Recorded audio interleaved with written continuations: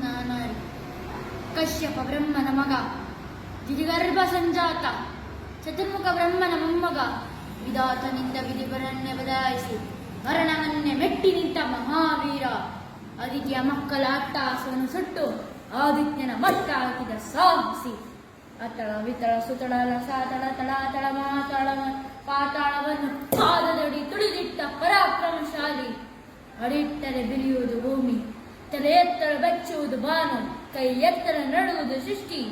ಈ ಚತುರ್ಮುಖನ ಸೃಷ್ಟಿಯೇ ನನ್ನ ಆಜ್ಞೆಯನ್ನು ಪಾಲಿಸುತ್ತಿರುವಾಗ ಯಕಶ್ಚಿತ್ ನನ್ನ ಮಗ, ನಾ ಜನ್ಮ ಕೊಟ್ಟ ಮಗ, ನನ್ನ ವಂಶವನ್ನ ಬೆಳಗಬೇಕಾದ ನನ್ನ ಕುಮಾರ, ಇಂದು ನನ್ನ ಆಶಾ ಜ್ಯೋತಿಯಿಂದ ನನ್ನ ಮನಸ್ಸಿಗೆ ನೆಮ್ಮದಿ ಇಲ್ಲವೆಂದರೆ ಛೀ, ಇದೊಂದು ಬದುಕೆ, ಇದೊಂದು ಜನ್ಮವೇ, ಎಂಥ ದುರ್ವಿಧಿ, ಎಂತಹ ದುರ್ವಿಧಿ.